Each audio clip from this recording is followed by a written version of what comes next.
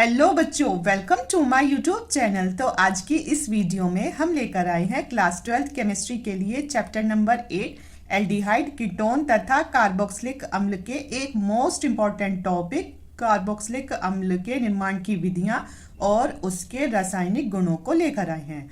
तो ये अब तक बोर्ड एग्जाम में पूरे 5 नंबर की पूछे गए हैं। तो आपसे ये क्वेश्चन एक तो 2023 में पूछ लिया गया था, एक आपसे 2025 में पूछ लिया गया था। और अगर आपको विश्वास नहीं है तो मैं आपको विद प्रूफ दिखाती हूँ कि ये कहाँ पूछा गया था। तो आप ये खुद देखिए कि ये रहा आपका केमिस्ट्री का पेपर जो कि 2025 में आया था और इसका सेट नंबर है 347 के भी। तो इसमें अगर देखें तो इसका जो सबसे लास्ट वाला क्वेश्चन है यानी क्वेश्चन नंबर 7, तो इसमें आप देखिए ये रहा क्वेश्चन। इसमें क्वेश्चन है कि कार्बोक्सिलिक अम्ल के विरचन की 2 विधियों को लिखिए और इसके 3 रासायनिक गुणों का रासायनिक समीकरण भी लिखिए। और ये सामने देखिए ये आपसे क्या पूछा गया, तो ये आपसे पूरे 5 नंबर का क्वेश्चन पूछा गया है। ऐसे ही ये क्वेश्चन 2023 में भी पूछ लिया गया था। आपको विद प्रूफ दिखा देती हूँ, कभी फिर आप कहो कि नहीं मैम आप तो झूठ कह रही हो। तो ये रहा हमारा 2023 का पेपर, ये है आपका 2023 का सेट, आप खुद देख लीजिए, ठीक है। तो इसका सेट नंबर है 347 CC। तो इसमें सबसे एंड में क्वेश्चन पूछा गया था, ये रहा आपका क्वेश्चन नंबर 7 थी इसमें कि कार्बोक्सिलिक अम्ल बनाने की 5 विधियों के रासायनिक समीकरण को लिखिए। तो बच्चों ये आपसे पूछ लिए गए थे, ठीक है। तो अब इन्हीं क्वेश्चंस को मैंने इधर लिख दिया है, जिसको क्वेश्चन नहीं दिखे हैं उसमें तो इसमें देख लीजिए। तो ये आपको पूरे 5 नंबर देगी अगर आपके सेट में आई तो। और जब ये 2023 में आई है, 2025 में आई है, तो आपके सेट में भी आने के इसके पूरे चांसेस हैं। तो इसीलिए आज हम इसके निर्माण की 5 विधियों को करेंगे और इसके 3 रासायनिक गुणों को लिखेंगे कि ताकि अगर इनमें से कोई सा भी क्वेश्चन आपसे पूछ लिया जाए तो आपके पूरे 5 नंबर मिल जाएं आपको, ठीक है। तो आइए अब हम वीडियो को स्टार्ट करते हैं। तो आइए शुरू करते हैं। तो क्वेश्चन है कि आखिर कार्बोक्सिलिक अम्ल क्या होता है। तो बस इतना याद रखो कि इसका क्रियात्मक समूह होता है COOH। तो जहां भी आपको COOH दिख जाए तो इसका मतलब वो क्या है, तो वो है कार्बोक्सिलिक अम्ल। तो आप सिर्फ ये समझिए, इसको आपको लिखना नहीं है। तो ये है कि वह कार्बनिक यौगिक जिसमें कार्बोक्सिलिक यानी COOH क्रियात्मक समूह होता है उसे कार्बोक्सिलिक अम्ल कहते हैं। इसे ऐसे भी दर्शा सकते हैं और ऐसे भी दर्शा सकते हैं। अब ये सिर्फ आपको समझाने के लिए है कि अगर कहीं आए कि जो बेंजीन रिंग है उसके ऊपर आ जाए COOH तो इसका नाम होगा बेंजोइक अम्ल। और अगर आ जाए CH3COOH की जो ये COOH है इसके आगे अगर CH3 आ जाए तो ये हो जाएगा एसिटिक अम्ल। और अगर इस COOH के आगे H आ जाए तो ये होता है हमारा फार्मिक अम्ल। अब हम देखेंगे इसके निर्माण की विधियां। तो सबसे पहली विधि है प्राथमिक अल्कोहल से। अब हम इसमें क्या बनाएंगे, तो प्राथमिक अल्कोहल से हम कार्बोक्सिलिक अम्ल का निर्माण करेंगे। तो इसको आपको लिखना नहीं होता है, ये तो सिर्फ आपको समझाने के लिए, क्योंकि एग्जाम में साफ साफ कहा गया है कि इनकी सिर्फ रासायनिक समीकरण को लिखे, जो कि मैं आपको यहाँ समझाऊंगी। तो इसमें होता है कि प्राथमिक अल्कोहल। तो बच्चों प्राथमिक अल्कोहल का सूत्र क्या होता है, तो इसका सूत्र होता है RCH2OH। क्या होता है इसका सूत्र, प्राथमिक अल्कोहल का सूत्र होता है RCH2OH। तो इस R मतलब एल्किल समूह की जगह हमने रखा CH3 और साथ में क्या है CH2OH। तो ये क्या है, तो ये है हमारा प्राथमिक अल्कोहल, ये है प्राथमिक अल्कोहल, ठीक है। अब इससे हम कैसे बनाएंगे कार्बोक्सिलिक अम्ल, तो प्राथमिक अल्कोहल को पोटेशियम परमैंगनेट या फिर पोटेशियम डाइक्रोमेट के द्वारा आसानी से कार्बोक्सिलिक अम्ल में ऑक्सीकृत किया जाता है। यानी कि इस प्राथमिक अम्ल की एक नवजात ऑक्सीजन के साथ क्रिया कराते हैं और किसकी उपस्थिति में, एक तो है पोटेशियम परमैंगनेट यानी KMnO4 या फिर पोटेशियम डाइक्रोमेट, इसे बोलेंगे K2Cr2O7। तो हमारा इससे क्या बनता है, तो इससे हमारा होगा CH3, एक तो ये आ गया CH3 और साथ में COOH, तो बस फिर क्या होगा इसमें, और साथ में इसमें H2O बच जाएगा।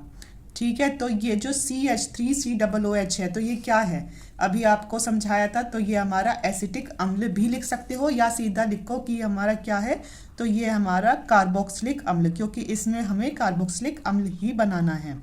ठीक है, तो ये हमारा कार्बोक्सिलिक अम्ल या इसे कहेंगे एसिटिक अम्ल। अब इसके बनाने की दूसरी विधि है, किससे बनाएंगे, तो इसको बनाएंगे नाइट्राइल से। किससे, नाइट्राइल से, जो कि एक क्या होता है, तो ये होता है एक CN समूह। क्या होता है, तो ये होता है हमारा एक CN समूह, यानी इसमें CN आता है। तो आप इसमें कैसे बनाओगे, तो इसमें लिखोगे कि नाइट्राइल यौगिकों का जल अपघटन करने पर कार्बोक्सिलिक अम्ल प्राप्त होता है। तो इसमें लिया CH3CN, क्योंकि ये कैसा समूह होता है, तो ये होता है हमारा CN समूह। ठीक है, तो ये आ जाएगा हमारा क्या है ये, तो इसे कह देंगे मेथिल साइनाइड। इसका नाम क्या है, तो इसका नाम है मेथिल साइनाइड।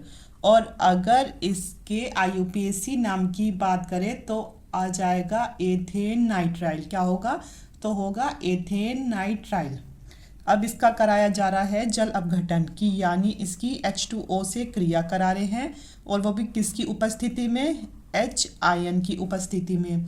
तो हमारा क्या बनेगा, तो इसमें आएगा हमारा CH3COOH, यानी एसिटिक अम्ल ही बनेगा। या इसकी जगह आप कार्बोक्सिलिक अम्ल भी कितनी बार लिखोगे, तो एसिटिक अम्ल इसका सीधा नाम लिख दो। अब इस एसिटिक अम्ल का IUPAC नाम होता है एथेनोइक अम्ल। क्या होता है, एथेनोइक अम्ल होता है। तो अब इधर से आ गया CH3, CO और OH, अब एक H है और NH3, और क्या निकलेगा इसमें से, इसमें क्योंकि हमारे कितने H हो गए, बच गए, H 3 है ना, तो एक तो आ गया यहाँ H, तो कितने बचे, NH3 हो जाएगा, NH3, तो इसमें से अमोनिया निकल जाएगा। ठीक है, इसमें हम इसे जल को कर देंगे अगर दुगना, क्योंकि जब भी तो ऑक्सीजन भी दो आएंगी हमारी, तो हो जाएगा CH3COOH आ गया। ठीक है, और फिर क्या बचा, तो इसमें आया हमारा NH3।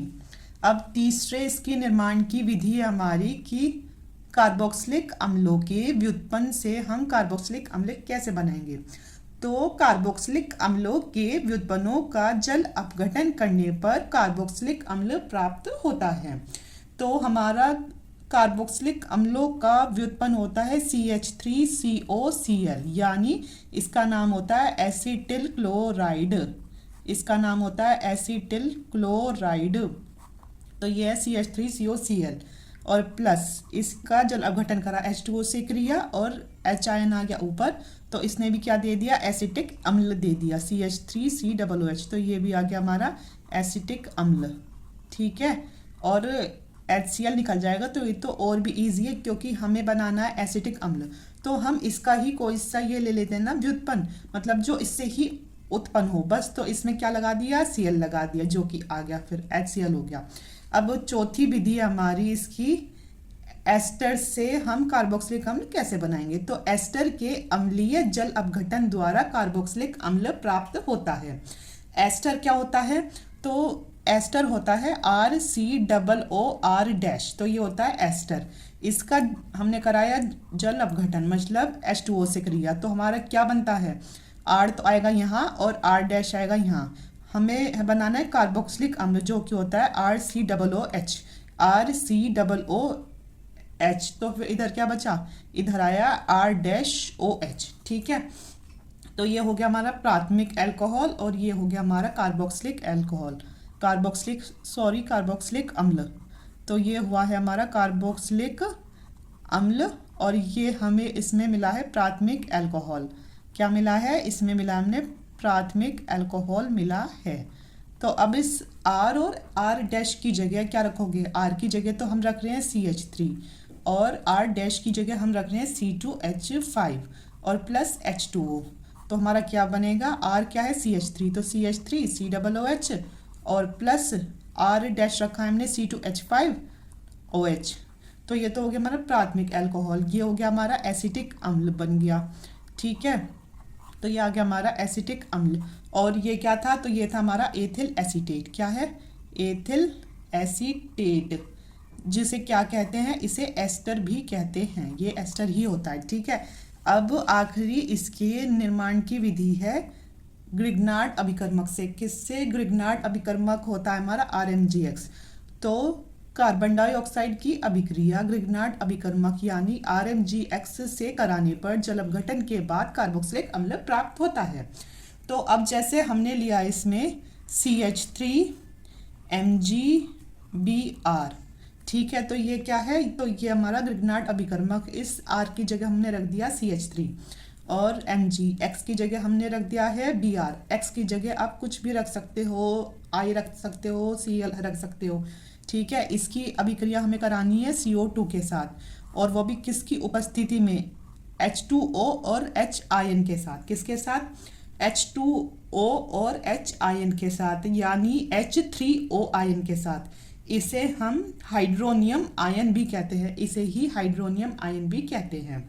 तो जब हम इसका जल अपघटन करा रहे हैं ग्रिग्नार्ड अभिकर्मक का, तो इसका मतलब है कि जो इसमें जल है उसके साथ क्या लेना है, अम्ल भी लेना है। तो हमारा क्या बनता है, इसमें आ गया CH3COOH, जो कि होता है हमारा एसिटिक अम्ल। अब तक आपने देखा होगा सब जगह एसिटिक अम्ल ही बन रहा है और ये बनाना आसान है। और प्लस अब क्या है, इसमें बचा Mg और साथ में Br और एक OH। ठीक है, तो ये थी हमारी ग्रिग्नार्ड अभिकर्मक से।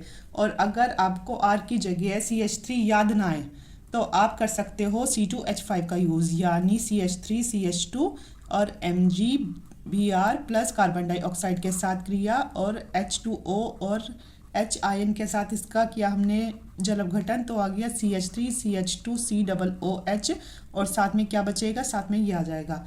तो इसका नाम होता है प्रोपेनोइक अम्ल, इसका नाम होता है प्रोपेनोइक अम्ल।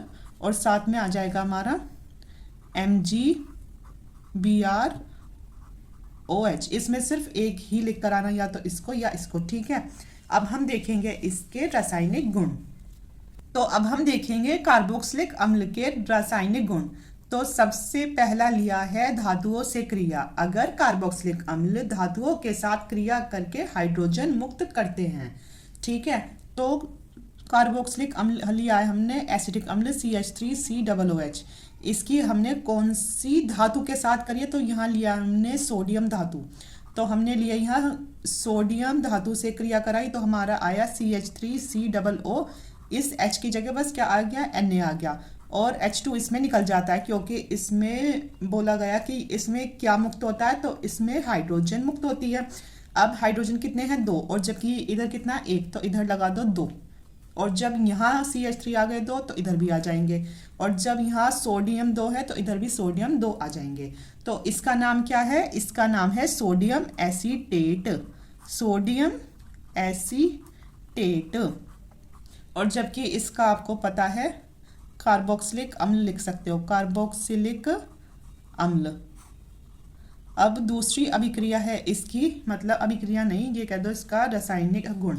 तो दूसरा है कि क्षार से क्रिया। तो क्षार होता है हमारा कास्टिक सोडा NaOH। तो इसमें आप लिखोगे कि कार्बोक्सिलिक अम्ल क्षार के साथ क्रिया करके लवण तथा जल बनाते हैं। क्या बनाते हैं, लवण तथा जल। तो इसमें हम ले रहे हैं CH3COOH, मतलब एसिटिक अम्ल। आपने देखा होगा इसमें एसिटिक अम्ल का कितना यूज़ हो रहा है, और NaOH है क्षार लिया हमने, इसको गर्म किया इसके साथ।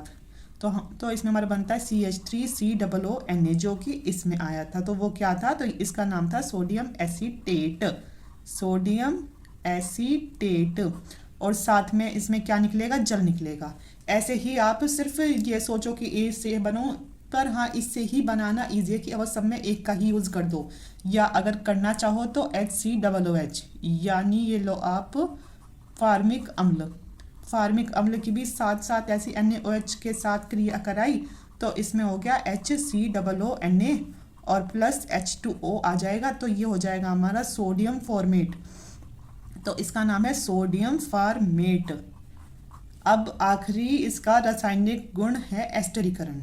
तो एस्टरीकरण किसका करा रहे हैं हम, इसी का ही CH3COOH का। एस्टरीकरण कराने का मतलब इसकी अल्कोहल से क्रिया करा दो, C2H5OH करा दी तो हमारा इसमें बनेगा CH3COOC2H5 और प्लस H2O निकल जाएगा। तो ये बना हमारा एथिल एसीटेट। क्या बना? तो ये बन गया हमारा एथिल एसीटेट, जिसे एस्टर भी कहते हैं। इस एथिल एसीटेट को एस्टर भी कहते हैं। तो ये थी हमारी कार्बोक्सिलिक अम्ल के बनाने की विधियाँ और उसके रासायनिक गुण। आई होप बच्चों आपको आज की वीडियो से बहुत हेल्प मिली हो, और अगर आपको आज की वीडियो पसंद आई हो तो चैनल को सब्सक्राइब करना, वीडियो को लाइक शेयर और कमेंट ज़रूर करना। Thank you.